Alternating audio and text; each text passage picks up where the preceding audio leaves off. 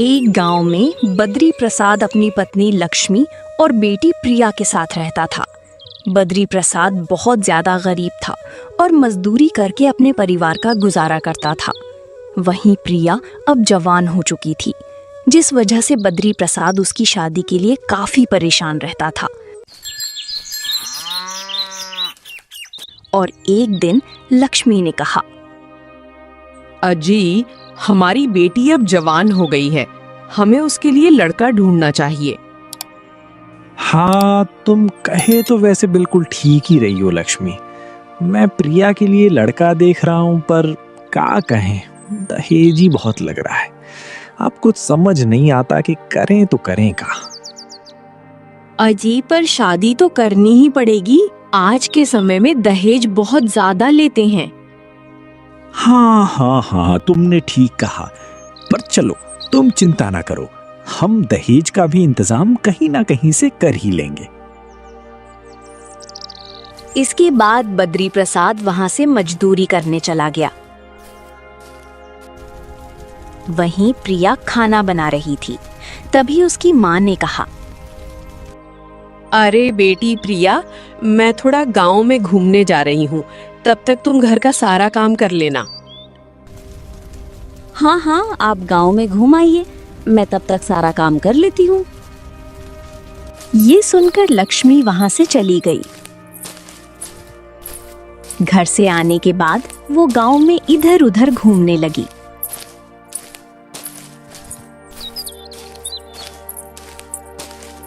तभी उसे विमला दिखाई दी। विमला ने जब लक्ष्मी को देखा तो कहा, अरे लक्ष्मी, कहाँ घूम रही हो गांव में? अरे कहीं नहीं बहन, बस ऐसे ही। तुम बताओ, तुम कहाँ जा रही हो? अरे मैं तो बाजार जा रही थी सामान लेने के लिए। वैसे तुम्हारी बेटी अब शादी लायक हो गई है, तो तुम्हें अपनी बेटी की शादी करनी चाहिए। हाँ हाँ, तुम सही कह रही हो, पर उसके लिए कोई लड़का नहीं मिल रहा है। अरे लड़का नहीं मिल रहा, मुझे बता दिया होता। मेरी जान पहचान में एक बहुत अच्छा लड़का है। अच्छा, ऐसी बात है तो तुम मुझे बता दो, तो मैं अपने पति से इस बारे में बात करूंगी। इसके बाद विमला ने लक्ष्मी को लड़के के बारे में बताया, जिसे सुनकर लक्ष्मी काफी खुश हुई, क्योंकि इकलौता लड़का था। इसके बाद वो घर लौट आई।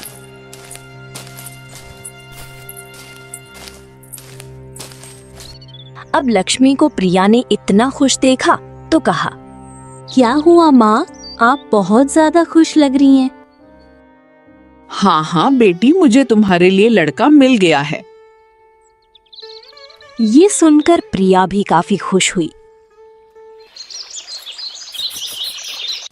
शाम को जब बद्री प्रसाद घर लौटकर आया तो लक्ष्मी ने उसे सारी बात बताई, जिस पर बद्री प्रसाद ने कहा, अरे वाह, अगर ऐसी बात है तो तुम रिश्ता पक्का कर दो। अजी, रिश्ता तो पक्का हो जाएगा, पर दहेज के लिए पैसे कहाँ से आएंगे? अरे तुम काहे चिंता कर रही हो, हमने सब कुछ सोच लिया है। जमींदार जी से पैसे उधार ले लेंगे, बाद में चुका देंगे। अजीब, जमींदार जी पैसे उधार देंगे क्या? अरे काहे नहीं देंगे, मैं बात करके देखूंगा, जरूर दे देंगे, तुम चिंता ना करो। इसके बाद लक्ष्मी ने विमला से शादी की बात की और फिर रिश्ता पक्का हो गया। अब बद्री प्रसाद के घर शादियों की तैयारी चल रही थी और बद्री प्रसाद ने लक्ष्मी से कहा, सुनो लक्ष्मी, जमींदार जी के घर जा रहा हूँ। हाँ हाँ, आप जाइए। इसके बाद बद्री प्रसाद जमींदार के घर आ गया।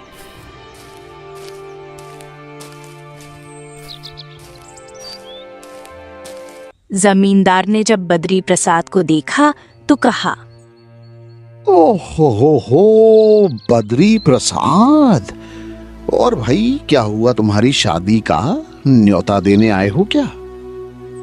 अभी कहाँ न्योता दे पाऊंगा जमींदार जी, अभी तो तैयारी शुरू हुई है। जमींदार जी, मुझे कुछ मदद चाहिए थी। अरे हाँ हाँ, बताओ कैसी मदद चाहिए। जमींदार जी, मुझे ना दहेज के लिए थोड़ा पैसे आपसे उधार में चाहिए थे। मैं आपके सारे पैसे बाद में दे दूंगा। अच्छा बताओ बताओ, कितने पैसे चाहिए बताओ। यही कोई 2-3 लाख चाहिए। हैं? अरे ये तो बहुत ज्यादा है। देखो भाई, इतने रुपए मैं तुम्हें बिना किसी जमानत के नहीं दे सकता। तुम्हें कुछ ना कुछ मेरे पास गिरवी रखना पड़ेगा। हाँ, अब जमींदार जी, आपको तो पता ही है, हमारे पास कुछ भी नहीं है, सिर्फ मेरे घर के सिवा। हाँ तो ऐसा करो कि अपना घर गिरवी रख दो। जब पैसे दे देना तो मैं तुम्हें घर वापस दे दूंगा। मुझे भी चिंता नहीं रहेगी और तुम भी पैसे चुका ही दोगे, तो फिर क्या समस्या है। ये सुनकर बद्री प्रसाद थोड़ा परेशान हुआ, पर उसके पास कोई दूसरा रास्ता भी नहीं था, क्योंकि पूरे गांव में सिर्फ जमींदार ही थे जो उसे पैसे दे सकते थे। और उसने जमींदार से कहा, ठीक है जमींदार जी, आप मुझे पैसे दे दीजिए, मैं अपना घर गिरवी रख देता हूँ। अरे ये हुई ना बात। अब मैं तुम्हें आराम से पैसे दे दूंगा, तुम आराम से 1 साल में चुका देना, ठीक है। हाँ ठीक है जमींदार जी। इसके बाद जमींदार ने बद्री प्रसाद को पैसे दे दिए और फिर वो वहां से चला गया। घर आने पर उसने लक्ष्मी को पैसे दिए और कहा, लक्ष्मी, इसे संभाल के रखो, अब हमारी बिटिया रानी की शादी धूमधाम से होगी। हाँ हाँ, आप बिल्कुल ठीक कह रहे हैं। अब हमारी बेटी की शादी धूमधाम से हो पाएगी। हमारी बेटी कितनी जल्दी बड़ी हो गई। सही कहा, देखते ही देखते इतनी सी प्रिया इतनी हो गई, शादी के लायक हो गई। और देखो, कुछ दिनों बाद वो हमें छोड़कर भी चली जाएगी। आप ऐसा क्यों कह रहे हैं? लड़कियां तो पराई ही होती हैं। हाँ, पर मैंने कभी भी उसे लड़कों से कम नहीं समझा। वो हमेशा मेरे लिए मेरी जान से प्यारी रहेगी। ये सुनकर लक्ष्मी की भी आंखें भर आईं। इसके बाद बद्री प्रसाद ने अपनी बेटी प्रिया की शादी खूब धूमधाम से की। प्रिया की शादी होने के बाद अब वो लोग आराम से रहने लगे। और एक दिन लक्ष्मी ने कहा, अजी, हमारी बेटी की शादी बहुत अच्छे घर में हो गई है। हाँ, तुमने बिल्कुल ठीक कहा। अब ये सब तो भगवान की मेहरबानी है। अब बस कोई ऐसा काम मिल जाए जिससे मैं जमींदार जी के पैसे लौटा सकूं। अजी, पैसे तो बहुत ज्यादा हैं। आप 3 लाख कहाँ से लाएंगे? ओहो, तुम बहुत ही ज्यादा चिंता करती हो। अगर काम करूंगा तो सब कुछ ठीक हो जाएगा। हाँ, चिंता ना करो। धीरे धीरे समय गुजर रहा था। समय के साथ 1 साल कब हो गई पता ही नहीं लगा। और एक दिन जमींदार बद्री प्रसाद से पैसे मांगने आया। ए बद्री प्रसाद, अरे बद्री प्रसाद, अरे बद्री प्रसाद भाई, घर पर हो या कहीं चले गए? ए बद्री प्रसाद।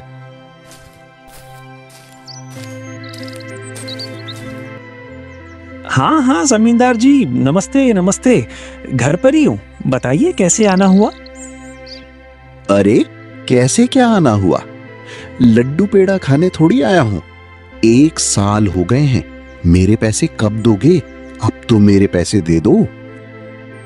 जमींदार जी, माफ कीजिएगा, लेकिन पैसों का इंतजाम हो नहीं पाया। आप मुझे बस कुछ दिनों का समय दे दीजिए, मैं जल्द से जल्द कर दूंगा। अरे नहीं भैया, मैंने तुमसे पहले ही कहा था कि मुझे पैसे चाहिए तो समय पर चाहिए, क्योंकि मुझे दूसरे लोगों का भी देखना पड़ता है।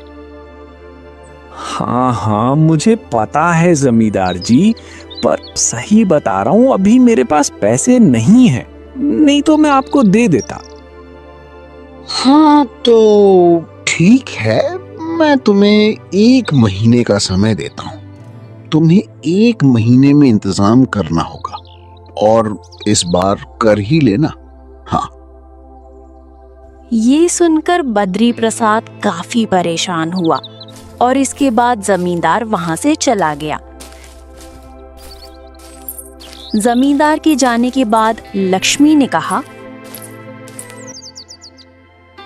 अजी अब हम लोग क्या करेंगे? 1 महीना तो बहुत कम होता है। हाँ, तुम सही कह रही हो भाग्यवान। अरे ये 1 महीना तो इतना सारा पैसा इंतजाम करने के लिए बहुत ही कम होता है। क्या करूं क्या करूं? वहीं समय के साथ अब बद्री प्रसाद की तबीयत काफी ज्यादा खराब होने लगी क्योंकि वो काफी ज्यादा परेशान रहता था। अजी आप इतने परेशान क्यों हो रहे हैं? देखिए ना, आपकी तबीयत भी खराब होगी। अरे तो क्या करूं, कुछ समझ ही नहीं आ रहा है। इतने सारे पैसे कहाँ से लेकर आऊं? अजी कुछ ना कुछ तो करना ही पड़ेगा, वरना जमींदार हमें चैन से नहीं रहने देगा। हाँ, कह तो तुम बिल्कुल ठीक रही हो। अब हमारे पास एक ही रास्ता बचा है। वो क्या रास्ता है? यही कि जमींदार हमसे हमारा ये घर ले ले। ये आप क्या कह रहे हैं? अगर जमींदार घर ले लेगा तो फिर हम लोग कहाँ रहेंगे? अभी वो लोग बात कर ही रहे थे, तभी वहां जमींदार आ गया और बोला, हाँ तो क्या हुआ बद्री प्रसाद, बड़े परेशान लग रहे हो भैया। पैसों का इंतजाम हुआ कि नहीं हुआ? हो ही गया होगा, है ना? नहीं नहीं जमींदार जी, पैसों का इंतजाम नहीं हो पाया। अच्छी बात है, जो नहीं हो पाया तो कोई बात नहीं। चलो अब अपना घर खाली कर दो और कहीं और जाकर रहो, क्योंकि अब मैं तुम्हारा घर ले रहा हूं।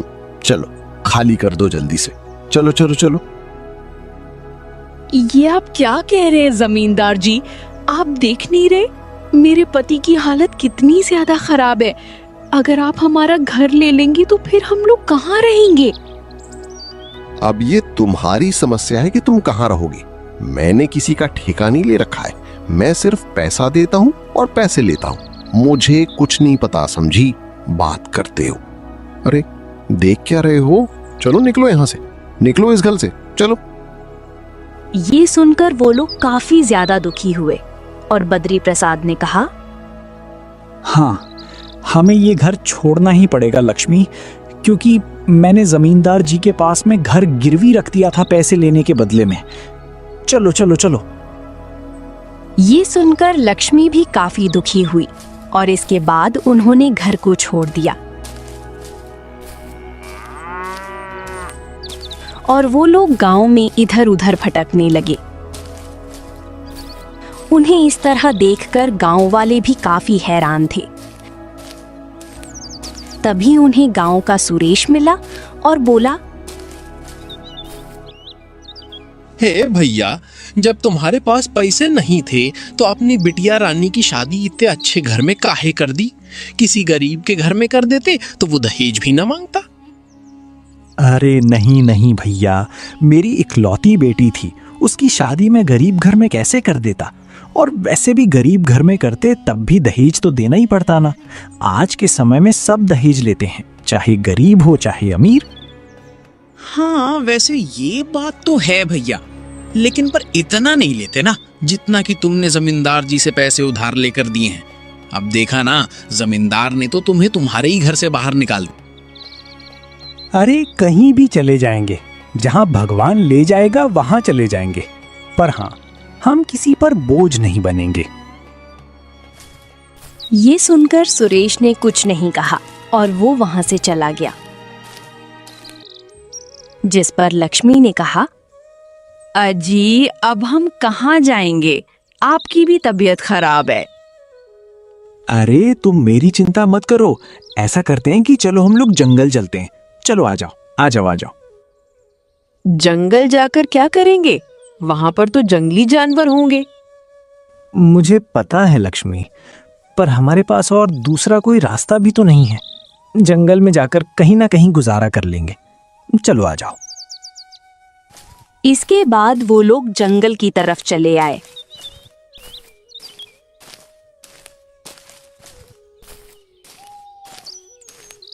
जंगल में आने के बाद वो लोग एक पेड़ के नीचे बैठ गए, क्योंकि बद्री प्रसाद की तबीयत काफी खराब हो रही थी। अजी, आपकी तबीयत तो बहुत ज्यादा खराब हो रही है, अब मैं क्या करूं? अरे अरे, तुम इतनी परेशान क्यों हो रही हो? मुझे कुछ नहीं होगा। हाँ, अरे कैसे नहीं होगा? आपकी तबीयत बिगड़ती जा रही है, यहाँ कोई है भी नहीं जो हमारी मदद करे। तभी वहां पर एक साधु आया। साधु ने जब उन दोनों को इतना परेशान देखा तो कहा, हरिओम हरिओम हरिओम। क्या हो गया इन्हें? मेरे पति की तबीयत बहुत ज्यादा खराब है, साधु महाराज मदद कीजिए। साधु ने बद्री प्रसाद की तरफ देखा तो उसकी तबीयत काफी खराब थी। इस पर साधु ने अपने कमंडल से गंगा जल निकाला और बद्री प्रसाद को पिला दिया, जिससे बद्री प्रसाद की हालत सुधर गई। हाँ, ये कैसे हुआ साधु महाराज? ये तो चमत्कार हो गया। ये सब मेरी शक्तियों का कमाल है बेटा। वैसे तुम लोग जंगल में क्या कर रहे हो? अब हम क्या बताएं आपको साधु महाराज। हमने अपनी बेटी की शादी करने के लिए जमींदार जी से पैसे उधार लिए, पर जमींदार को पैसे ना दे पाने की वजह से जमींदार जी ने हमसे हमारा घर छीन लिया और हम बेघर हो गए। बस इसीलिए जंगल में भटक रहे हैं। अच्छा, तो ऐसी बात है। मनुष्य को अपने कर्म के हिसाब से ही फल मिलते हैं। ये आप क्या कह रहे हैं महाराज? मैंने तो कभी भी किसी का बुरा नहीं किया। अरे जरूरी नहीं कि इसी जन्म के कार्य हो, पिछले जन्म के भी हो सकते हैं, क्योंकि भाग्य में जो लिखा होता है वो कभी नहीं मिटता। पर साधु महाराज, हमें अपना पिछला जन्म तो याद ही नहीं है, क्योंकि हम तो साधारण मनुष्य हैं। आपको तो कुछ पता हो तो बता दीजिए। हाँ, क्यों नहीं। वैसे तो मुझे सब कुछ पता है, और जो नहीं पता है मैं वो पता लगा भी सकता हूँ। रुको, मैं अभी पता लगा कर बताता हूँ कि तुम लोगों ने क्या किया है।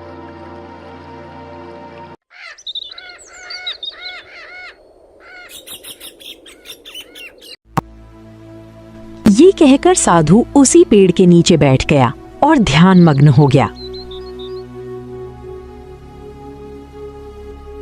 कुछ देर बाद उसने आंखें खोली और कहा,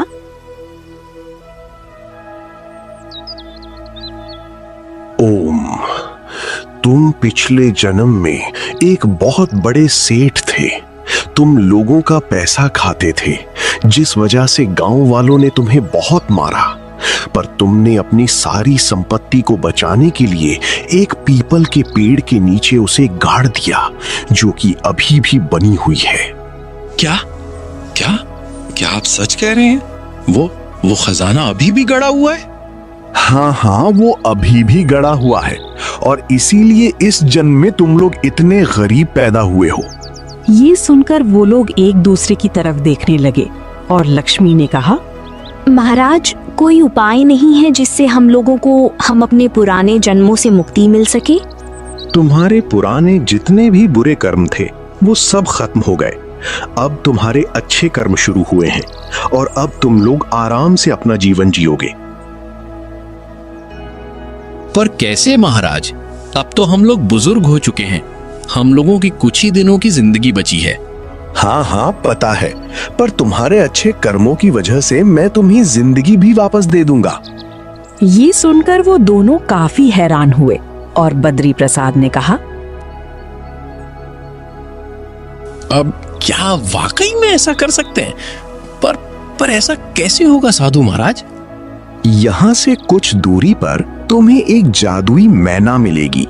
जादुई मैना तुम्हें जादुई फल के बारे में बताएगी।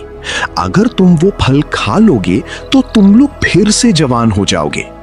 जादुई मैना की बात सुनकर बद्री प्रसाद और लक्ष्मी काफी खुश हुए और फिर साधु की आज्ञा पाकर वो लोग जादुई मैना को ढूंढने के लिए जंगल में आगे चल दिए।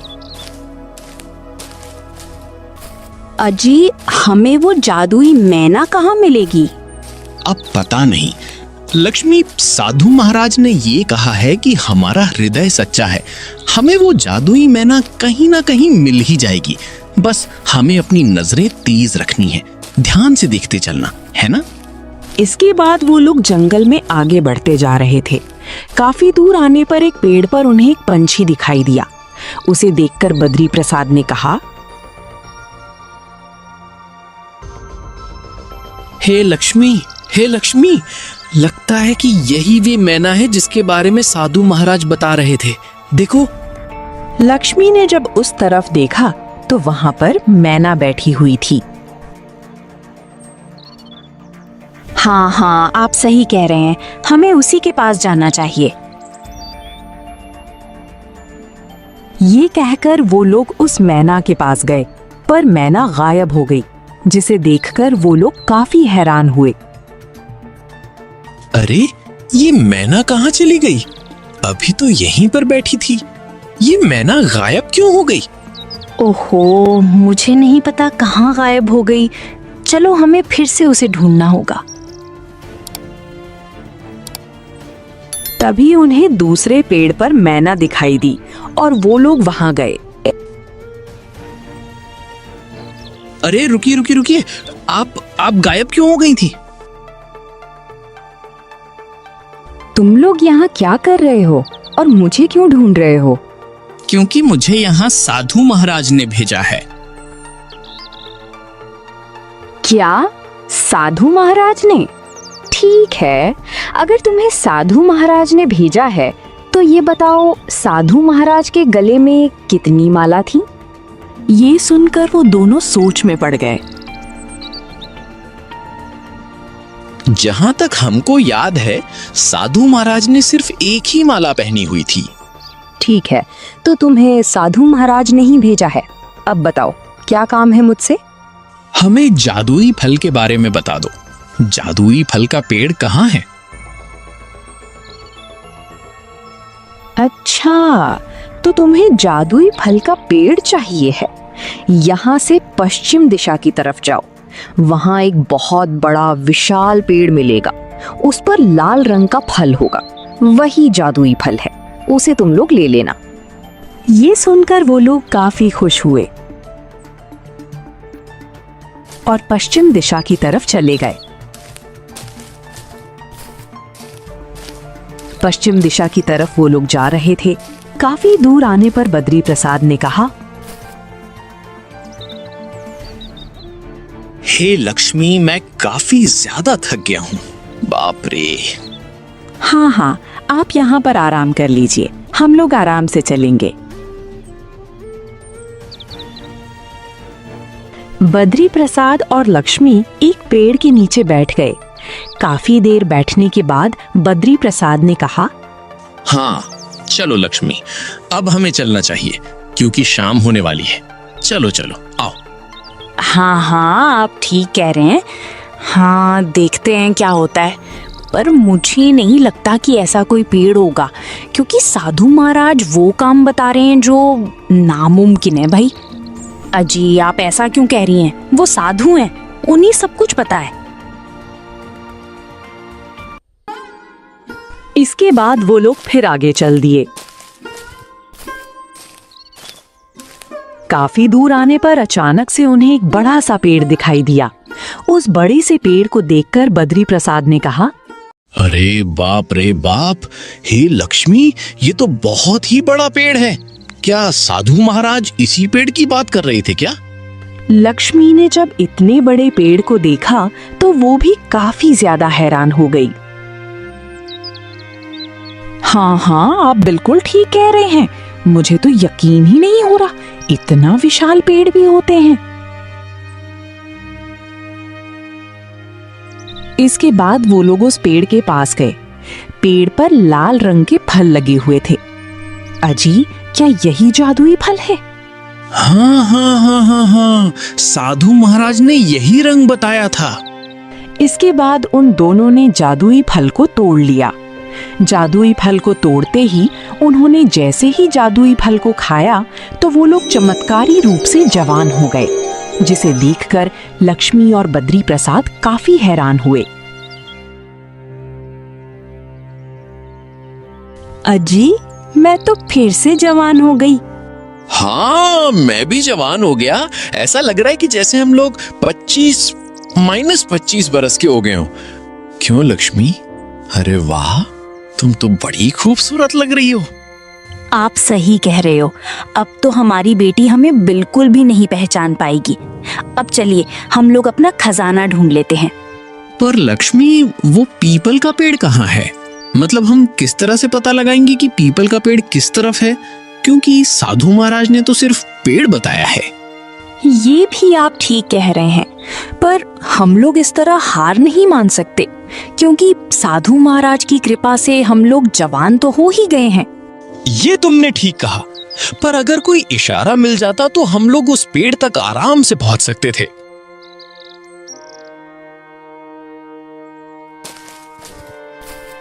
तभी वहां पर एक सुनहरे रंग का हिरण आया। हिरण को देखकर बद्री प्रसाद ने कहा, अरे, ये तो सुनहरे रंग का हिरण है। ये कहाँ जा रहा है? मुझे क्या पता ये कहाँ जा रहा है। मुझे ऐसा क्यों लग रहा है कि ये हिरण हमको ही लेने आया है। ये आप क्या कह रहे हैं? ऐसा कुछ भी नहीं है। अरे तो लक्ष्मी, इसके पीछे जाने में हर्ज क्या है? चलो हम लोग इसके पीछे ही चलते हैं। अरे चलो चलो चलो, आ जाओ आ जाओ आ जाओ। इसके बाद बद्री प्रसाद और लक्ष्मी सुनहरे हिरण के पीछे पीछे चले गए। सुनहरा हिरण उन्हें जंगल में काफी अंदर लेकर जा रहा था, जिसे देखकर वो लोग काफी ज्यादा हैरान हो रहे थे।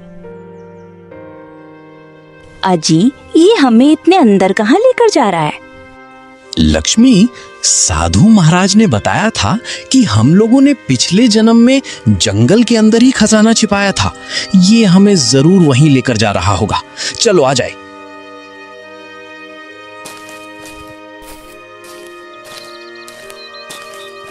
और तभी हिरण रुक गया। जब उन लोगों ने सामने देखा तो एक पीपल का पेड़ था। पीपल के पेड़ को देखकर बद्री प्रसाद ने कहा, लगता है यही वो पेड़ है जिसके बारे में साधु महाराज बता रहे थे। वहीं हिरण वहां से अचानक से गायब हो गया, जिसे देखकर वो लोग काफी हैरान हुए। अजी, ये हिरण कहाँ चला गया? कहीं ऐसा तो नहीं साधु महाराज ने हमारी मदद के लिए हिरण को भेजा हो? हाँ, तुम बिल्कुल सही कह रही हो। हम लोगों ने अभी साधु महाराज को याद किया था, शायद ये उन्हीं की माया हो। इसके बाद उन्होंने पीपल के नीचे खुदाई शुरू कर दी। काफी देर खोदने के बाद उन्हें वहां पर सोने चांदी से भरे मटके मिले, जिन्हें देखकर वो लोग काफी खुश हो गए। मुझे भी नहीं पता था लक्ष्मी, ये तो साधु महाराज की कृपा है जो उन्होंने हमें बता दिया। इतना सारा सोना चांदी? हमें तो पता ही नहीं था कि पिछले जन्म में आप इतने अमीर थे। बाप रे बाप। अजी, अब हमें इन सबको लेकर वापस अपने गांव चलना चाहिए। हाँ, तुम बिल्कुल ठीक कह रही हो। वैसे भी रात होने वाली है, पर इससे पहले हमें साधु महाराज का धन्यवाद भी करना चाहिए। ये भी आप बिल्कुल सही कह रहे हैं, क्योंकि साधु महाराज की कृपा से ही हम लोग फिर से जवान हो पाए हैं और हमें इतना धन दौलत मिल पाया।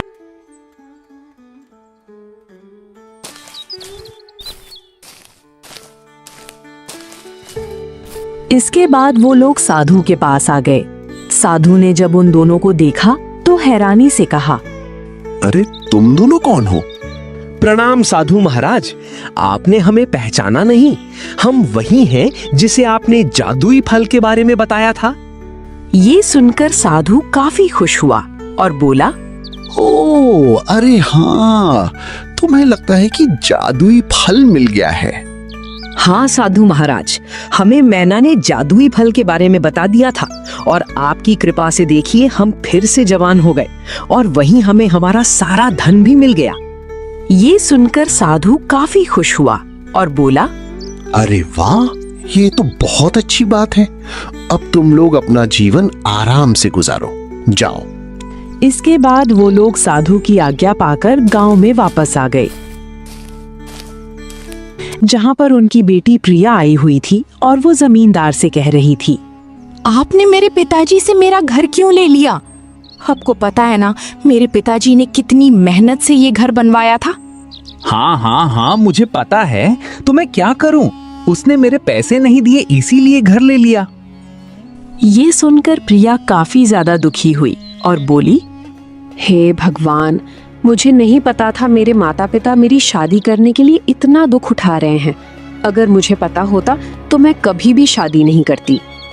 अच्छा, तो क्या बद्री प्रसाद ने तुझे बताया नहीं था क्या? नहीं, उन्होंने मुझे कुछ नहीं बताया था। पता नहीं वो लोग कहाँ पर होंगे। वहीं मेरे पिताजी तो अभी बीमार भी थे। ये कहकर प्रिया जोर से रोने लगी। तभी वहां पर बद्री प्रसाद और लक्ष्मी आ गए। उन्होंने जब अपनी बेटी को देखा तो काफी खुश हुए। अरे बेटी, तुम क्यों रो रही हो? वहीं जब प्रिया ने उन दोनों को देखा तो वो थोड़ी हैरान हुई और बोली, आप लोग कौन हैं और आप मुझे बेटी क्यों कह रही हैं? अरे बेटी, मैं तेरी माँ लक्ष्मी हूँ। ये सुनकर प्रिया और जमींदार काफी ज्यादा हैरान हुए, क्योंकि लक्ष्मी और बद्री प्रसाद बूढ़े थे, फिर ये कुछ जवान कैसे हो गए? अरे पर तुम लोग तो जवान हो, मेरे माता पिता तो बूढ़े थे, ये कैसे हो सकता है? अरे बेटी, हम ही तुम्हारे माता पिता हैं। ये सब साधु महाराज की कृपा से हुआ है। क्या साधु महाराज की कृपा से? हम कुछ समझी नहीं बद्री प्रसाद, ये तुम क्या कह रहे हो? इसके बाद बद्री प्रसाद ने उन्हें सारी बात बताई, जिसे सुनकर जमींदार और प्रिया काफी ज्यादा हैरान हो गए। क्या आप सच कह रहे हैं पिताजी? मुझे तो यकीन ही नहीं हो रहा, आप फिर से जवान हो गए। और बस इसी के साथ अब हम लोग अमीर हो गए हैं। हाँ, जमींदार जी, ये लीजिए आपके पैसे। चलिए अब हमारा घर खाली करिए। ये कहकर बद्री प्रसाद ने जमींदार को पैसे दे दिए। पैसों को देखकर जमींदार ने कहा, ठीक है, तुमने मुझे पैसे दे दिए हैं, अब तुम अपना घर ले लो। हाँ। ये सुनकर बद्री प्रसाद और लक्ष्मी काफी खुश हुए। अजी, अब हमें हमारा घर वापस मिल गया है। हाँ, तुम बिल्कुल सही कह रही हो। चलो प्रिया, हम लोग अपने घर के अंदर चलते हैं। आओ बेटा, आ जाओ। इसके बाद वो लोग घर के अंदर आ गए। घर के अंदर आने पर बद्री प्रसाद ने प्रिया से कहा, बेटी, हमें तुम्हें कुछ बताना है। हाँ पिताजी, बताइए। बेटा, हम तुम्हें जादुई फल के बारे में बता रहे हैं। तुम कभी भी इसका जिक्र किसी से भी मत करना, क्योंकि फिर लोग इसका दुरुपयोग करेंगे। ठीक है पिताजी, हम इसका जिक्र किसी से भी नहीं करेंगे। इसके बाद बद्री प्रसाद ने प्रिया को जादुई पेड़ के बारे में बताया और कहा, अगर तुम्हें कभी भी जरूरत पड़े तो तुम वहां जा सकती हो, और हमारे मरने के बाद सिर्फ और सिर्फ तुम्हें ही इस रहस्य के बारे में पता होगा। आप चिंता मत कीजिए पिताजी, मैं इस बारे में किसी को भी नहीं बताऊंगी। अच्छी बात है, पर एक बात और ध्यान रखना, भाग्य से बड़ा कुछ नहीं होता। हमारे भाग्य में जो होता है हमें वो मिलकर ही रहता है, इसीलिए हमेशा अपने भाग्य पर भरोसा करना है ना बेटा। ये सुनकर प्रिया काफी ज्यादा खुश हुई, और फिर जब प्रिया अपने ससुराल गई तो बद्री प्रसाद और लक्ष्मी ने उसे बहुत सारा धन देकर विदा किया, जिससे प्रिया काफी ज्यादा खुश थी। वहीं अब वो लोग अपना जीवन आराम से गुजार रहे थे, क्योंकि अब वो लोग भी गांव में जमींदार जितने ही अमीर हो गए थे और आराम से रह रहे थे।